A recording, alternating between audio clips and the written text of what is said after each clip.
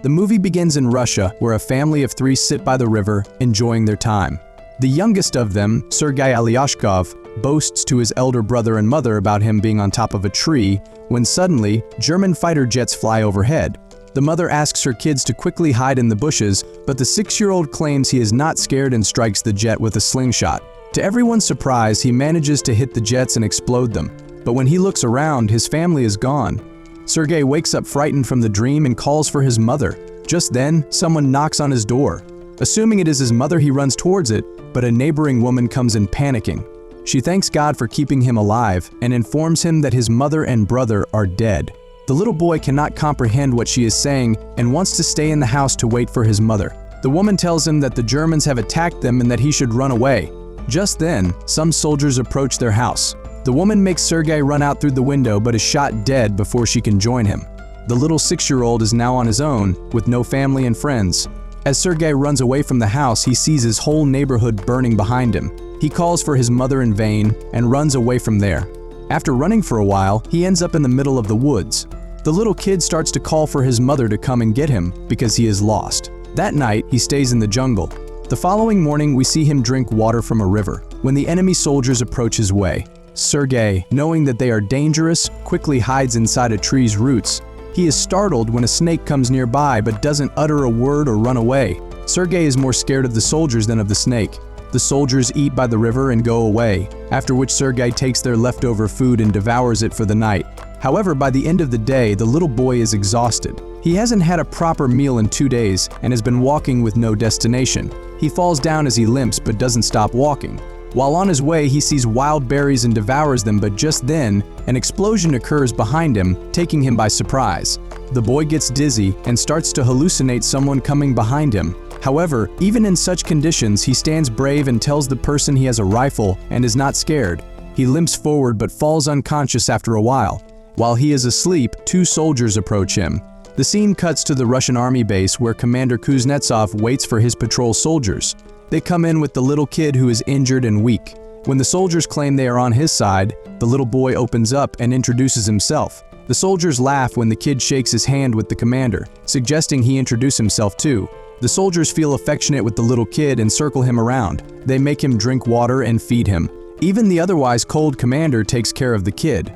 A nurse named Katya dresses Sergei's wounds and is charmed by his personality too. The kid asks her to draw a tank on his wounds because he wants to be a soldier when he grows up. Even the injured soldiers talk to the kid and feel lighter. Sergei is fascinated with the commander's gun and his badge. The commander too answers all the little boy's questions and lets him play with his honorary pistol after taking the bullets out. Sergei shows him the tank drawn on his stomach and boasts about being a soldier himself. The boy is healing very quickly. The nurse Katya asks the commander to let the boy stay with the battalion, but he disagrees, claiming that it won't be safe. He wants to send Sergei to an orphanage. The soldiers spend all their free time with Sergei. He is visited by many throughout the day. They bring him food sent by their families from afar and even let him play with their binoculars. One day, a soldier goes to the commander to ask him to let the boy stay with the battalion. The soldiers have grown a close connection with the kid and think of him as their own. His presence takes the weight of war off their chest. However, the commander is adamant about sending the boy to the orphanage for his own safety. The following day, the enemies attack and many soldiers are hurt.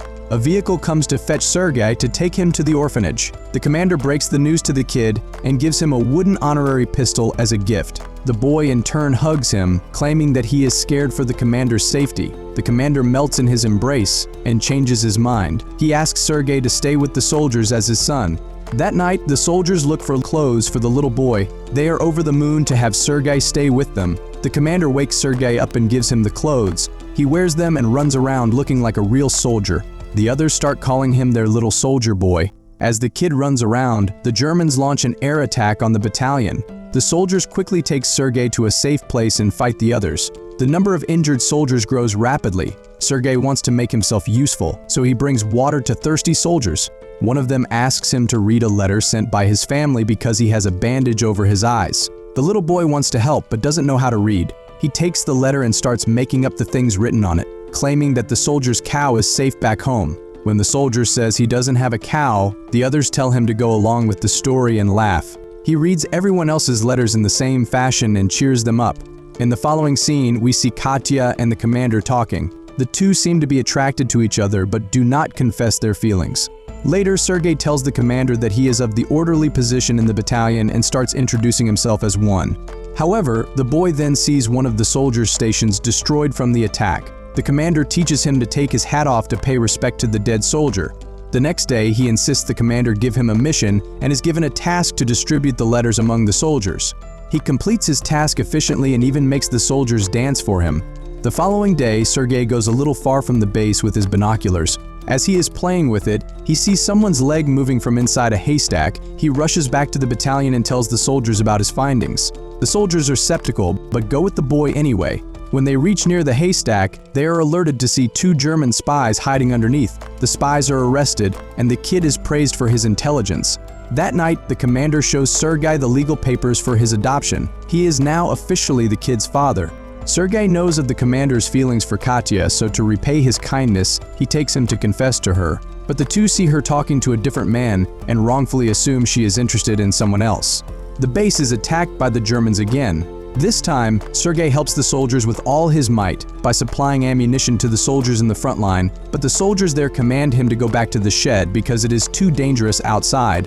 When he comes to the shed, he sees the commander and others panicking because the phone's connection with the colonel is lost. A soldier is sent to fix the broken wires. Sergei follows the soldier and sees he has been fatally wounded. He asks the dying soldier how he can fix the wires and does it himself. The connection comes back and more troops are called.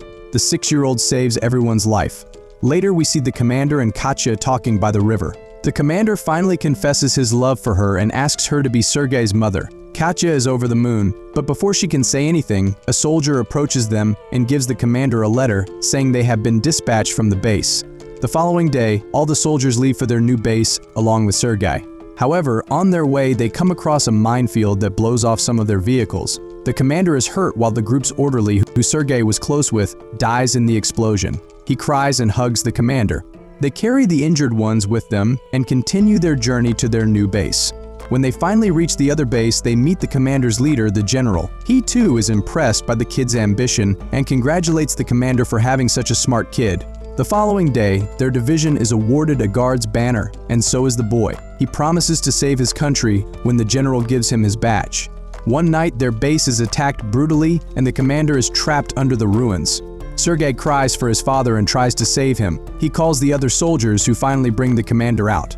The next day, Sergei approaches an injured commander. His hands were hurt while trying to save the commander. The kid is now an inseparable part of the team. He doesn't have a family beside them and moves wherever they go in the war. The movie ends as the regiment is seen moving to another base. A voice in the background narrates that he even took part in the Stalingrad battle and reached Poland with the soldiers. He is currently known as the world's youngest soldier ever, and the legendary story of his bravery is now spread for the whole world to hear.